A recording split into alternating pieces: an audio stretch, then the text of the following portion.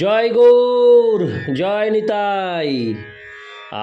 আজ 14ই অগ্রহায়ণ 1432 ও 1 ডিসেম্বর 2025 সোমবার, একাদশী মোক্ষদা।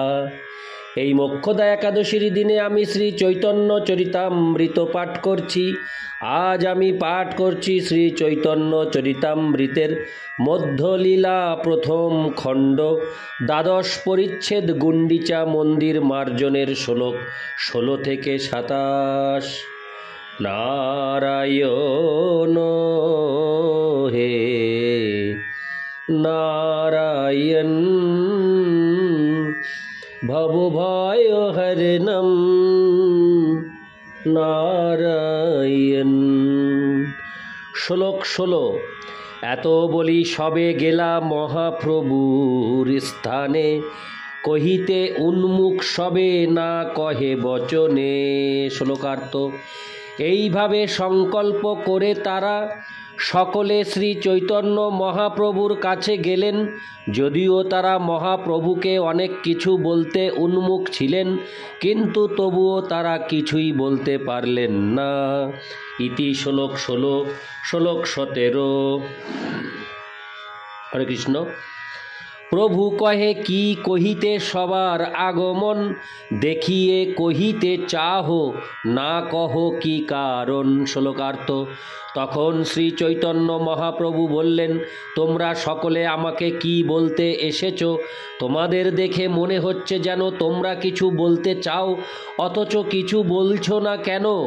ইতি শ্লোক 17। শ্লোক 18। নিত্যানন্দ কহে তোমায় চাহি নিবেদিতে, না কহিলে রহিতে নারী কহিতে ভয় চিত্তে। শ্লোকার্থ। তখন নিত্যানন্দ প্রভু বললেন, আমরা তোমাকে কিছু বলতে চাই, যদিও তা না বলে আমরা থাকতে পারছি না, তবুও সে কথা বলতে আমাদের ভয় হচ্ছে। ইতি শ্লোক 18। শ্লোক 19। যজ্ঞাযজ্ঞ তোমায় সব চাহি নিবেদিতে, তোমা না মিলিলে রাজা চাহে যোগী হইতে। শ্লোকার্থ। এই বিষয়টি তোমাকে নিবেদন করার যোগ্য না অযোগ্য তা আমি জানি না, তবে আমরা সকলে তোমাকে বলতে চাই যে তোমার দর্শন না পেলে মহারাজ প্রতাপরুদ্র যোগী হয়ে যেতে চান। ইতি শ্লোক 19। শ্লোক 20। কানে মুদ্রা লই মুঙ্গি হইব ভিখারি, রাজ্য ভোগ নহে চিত্তে বিনা গৌর হরি। শ্লোকার্থ। রাজা প্রতিজ্ঞা করেছেন, গৌর হরির শ্রীপাদ পদ্ম বিনা রাজ্য ভোগ করার বাসনা আমার নেই, তাই আমি কানে মুদ্রা ধারণ করে ভিখারি হব। তাৎপর্য। ভারতবর্ষে এখনও পাশ্চাত্য দেশের বেদেদের মতো এক শ্রেণীর পেশাদারী ভিক্ষুক দেখা যায়। তারা কিছু জাদুবিদ্যা জানে এবং তাদের পেশা হচ্ছে কখনো অনুনয় বিনয় করা, আবার কখনো ভয় দেখিয়ে দ্বারে দ্বারে গিয়ে ভিক্ষা করা। এদের বলা হয় কান ফাটা যোগী, কেননা এরা কানে হাতির দাঁতের তৈরি এক প্রকার বালা পরে থাকে। শ্রী চৈতন্য মহাপ্রভুর দর্শন না পেয়ে মহারাজ প্রতাপরুদ্র এত বিষণ্ণ হয়ে পড়েছিলেন যে তিনি এই রকম যোগী হয়ে যেতে মনস্থ করেছিলেন।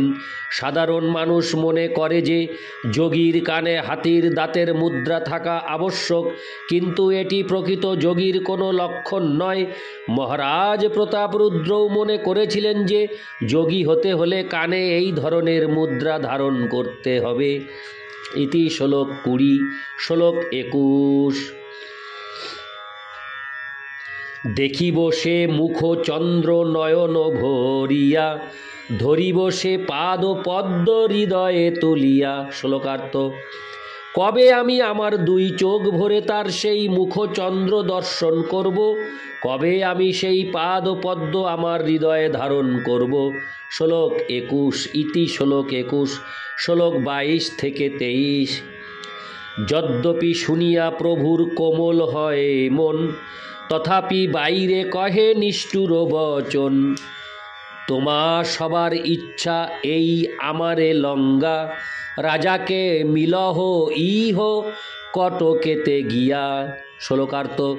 সে কথা শুনে শ্রী চৈতন্য মহাপ্রভুর মন যদিও কোমল হয়েছিল, কিন্তু তবুও বাইরে তিনি নিষ্ঠুর ভাব দেখিয়ে বলেছিলেন, আমি বুঝতে পারছি তোমাদের সকলের ইচ্ছা যে আমাকে কটকে নিয়ে গিয়ে রাজার সঙ্গে সাক্ষাৎ করাও।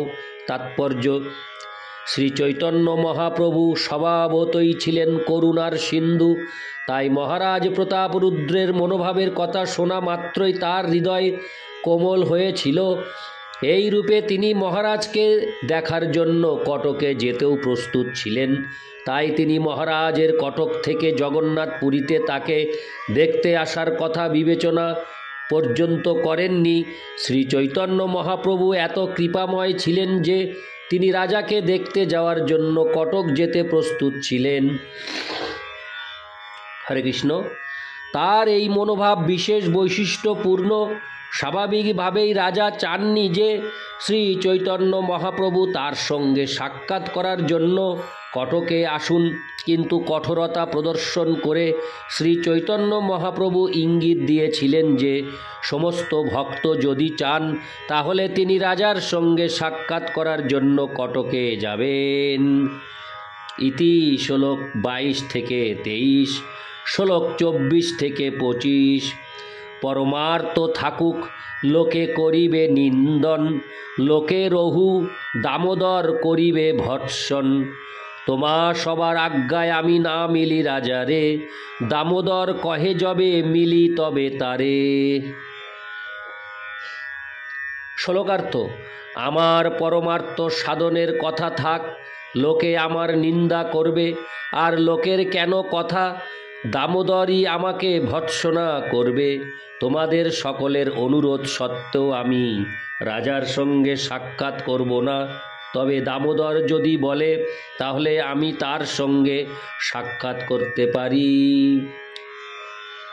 তাৎপর্য: পরমার্থ বিচারে সন্ন্যাসীর পক্ষে ভোগী লোকেদের সঙ্গে এক বিশেষ করে রাজদর্শন দোষাবহ। এই দোষের তো কথাই নেই। সন্ন্যাসীর অল্প দোষ দেখলেই লোকে নিন্দা করে। লোক নিন্দা পরিত্যাগের একটু তাৎপর্য আছে। জগতে ধর্ম প্রচারই সন্ন্যাসীর কাজ। লোকেরা যদি কোনো সন্ন্যাসীর নিন্দা করে তাহলে তার প্রচার কার্য ফলপ্রসূ হবে না।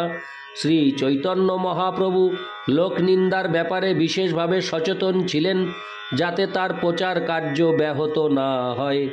সেই সময় দামোদর পণ্ডিত সেখানে উপস্থিত ছিলেন। দামোদর পণ্ডিত ছিলেন শ্রী চৈতন্য মহাপ্রভুর অত্যন্ত বিশ্বস্ত এবং খুবই নীতিপরায়ণ ভক্ত। শ্রী চৈতন্য মহাপ্রভুর আচরণে কোনো রকম অসামঞ্জস্য দেখলে তিনি শ্রী চৈতন্য মহাপ্রভুর পদমর্যাদার কথা বিবেচনা না করেই তাকে ভর্ৎসনা করতেন। শ্রী চৈতন্য মহাপ্রভু দামোদর পণ্ডিতের এই সরলতা তাকে বুঝিয়ে দিতে চেয়েছিলেন। তাই তিনি বলেছিলেন, লোকনিন্দার কথা দূরে থাকুক, আমার কাছে এই দামোদর পণ্ডিত আছে, এর হাত থেকে আমার নিস্তার পাওয়া কঠিন, সে অবশ্যই আমাকে ভর্ৎসনা করবে। শুধু তোমাদের আজ্ঞায় রাজার সাথে সাক্ষাৎ করতে পারি না। যদি দামোদর মিলিত হতে বলে তাহলেই পারি। শ্রী চৈতন্য মহাপ্রভুর এই বাক্যের অনেক গূঢ় অর্থ আছে। এইভাবে শ্রী চৈতন্য মহাপ্রভু দামোদরকে বুঝিয়ে দিলেন যে তার পক্ষে আর মহাপ্রভুকে ভর্ৎসনা করা উচিত নয়। তার এই বাগদণ্ড অনেক সময় প্রভুর পক্ষে অযোগ্য। শ্রী চৈতন্য মহাপ্রভু ছিলেন সমস্ত ভক্তদের পথ প্রদর্শক এবং গুরু। দামোদর পণ্ডিত ছিলেন তাদের মধ্যে একজন, এবং এইভাবে দামোদর পণ্ডিতকে সাবধান করে দিয়ে তিনি তাকে বিশেষভাবে কৃপা করেছিলেন। ভক্ত অথবা শিষ্য, ভগবান অথবা তার প্রতিনিধি শ্রী গুরুদেবকে কখনো নিন্দা করা উচিত নয়। ইতি শ্লোক 24 ও 25।